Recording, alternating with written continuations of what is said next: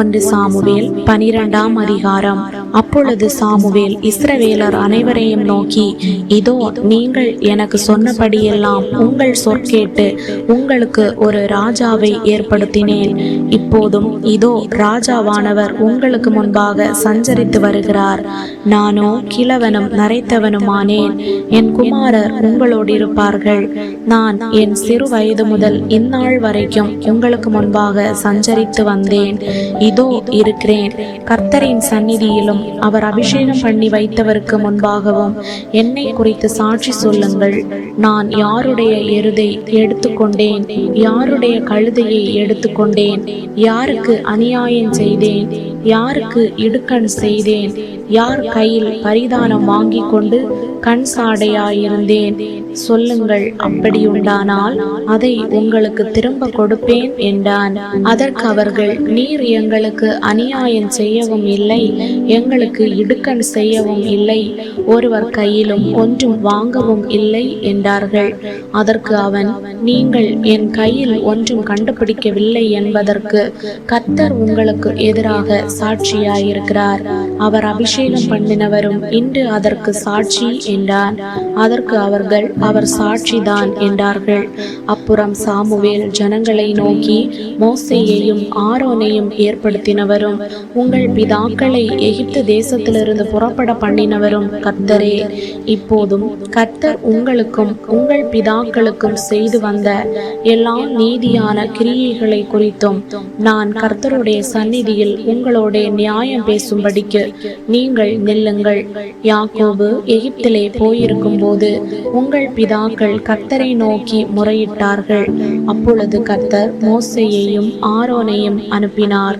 அவர்கள் உங்கள் பிதாக்களை எகிப்திலிருந்து அழைத்து வந்து அவர்களை இந்த ஸ்தலத்திலே குடியிருக்க பண்ணினார்கள்.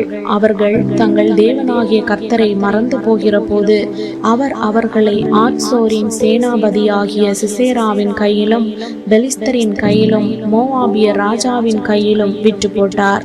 இவர்கள் அவர்களுக்கு விரோதமாக யுத்தம் பண்ணினார்கள்.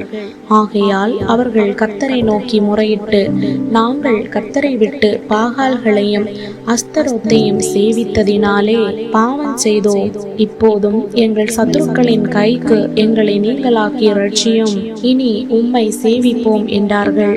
அப்பொழுது கர்த்தர் எருபாகாலையும் பேதானையும் எப்தாவையும் சாமுவேலையும் அனுப்பி, நீங்கள் பயமில்லாமல் குடியிருக்கும்படிக்கு சுற்றிலும் இருந்த உங்கள் சத்துருக்களின் கைக்கும் உங்களை நீங்களாக்கி ரட்சித்தார். அம்மோன் புத்திரரின் ராஜாவாகிய நாகாஸ் உங்களுக்கு விரோதமாய் வருகிறதை நீங்கள் கண்டபோது உங்கள் தேவனாகிய கர்த்தரே உங்களுக்கு ராஜாவாயிருந்தும் நீங்கள் என்னை நோக்கி, அப்படியல்ல, ஒரு ராஜா எங்கள் மேல் ஆள வேண்டும் என்றீர்கள். இப்போதும் நீங்கள் வேண்டும் என்று விரும்பி தெரிந்து கொண்ட ராஜா இதோ இருக்கிறார். இதோ கர்த்தர் உங்களுக்கு ஒரு ராஜாவை ஏற்படுத்தினார். நீங்கள் கர்த்தருடைய வாக்குக்கு விரோதமாய் கலகம் பண்ணாமல் கர்த்தருக்கு பயந்து அவரை சேவித்து அவருடைய சத்தத்திற்கு கீழ்ப்படிந்தால் நீங்களும் உங்களை ஆளுகிற ராஜாவும் உங்கள் தேவனாகிய கர்த்தரை பின்பற்றுகிறவர்களாயிருப்பீர்கள். நீங்கள் கர்த்தருடைய சத்தத்திற்கு கீழ்ப்படியாமல் கர்த்தருடைய வாக்குக்கு விரோதமாய் கலகம் பண்ணினீர்களானால் கர்த்தருடைய கை உங்கள் பிதாக்களுக்கு விரோதமாய் இருந்தது போல உங்களுக்கும் விரோதமாயிருக்கும். இப்பொழுது கர்த்தர் உங்கள் கண்களுக்கு முன்பாக செய்யும் பெரிய காரியத்தை நின்று பாருங்கள். இன்று கோதுமை அறுப்பின் நாள் அல்லவா? நீங்கள் உங்களுக்கு ஒரு ராஜாவை கேட்டதினால் கர்த்தரின் பார்வைக்கு செய்த உங்களுடைய பொல்லாப்பு பெரியதென்று நீங்கள் கண்டு உணரும்படிக்கு நான் கர்த்தரை நோக்கி விண்ணப்பம் பண்ணுவேன். அப்பொழுது இடி முழக்கங்களையும் மழையையும் கட்டளையிடுவார் என்று சொல்லி சாமுவேல் கர்த்தரை நோக்கி விண்ணப்பம் பண்ணினான். அன்றைய தினமே கர்த்தர் இடி முழக்கங்களையும் மழையையும் கட்டளையிட்டார். அப்பொழுது ஜனங்கள் எல்லாரும் கர்த்தருக்கும் சாமுவேலுக்கும் மிகவும் பயந்து சாமுவேலை பார்த்து, நாங்கள் சாகாதபடிக்கு உம்முடைய தேவனாகிய கர்த்தரிடத்தில் உம்முடைய அடியாருக்காக விண்ணப்பம் செய்யும்.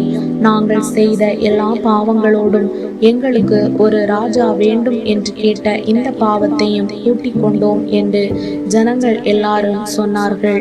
அப்பொழுது சாமுவேல் ஜனங்களை நோக்கி, பயப்படாதேயுங்கள், நீங்கள் இந்த பொல்லாப்பை எல்லாம் செய்தீர்கள், ஆகிலும் கர்த்தரை விட்டு பின்வாங்காமல் கர்த்தரை உங்கள் முழு இருதயத்தோடும் சேவியுங்கள், விலகி போகாதிருங்கள்.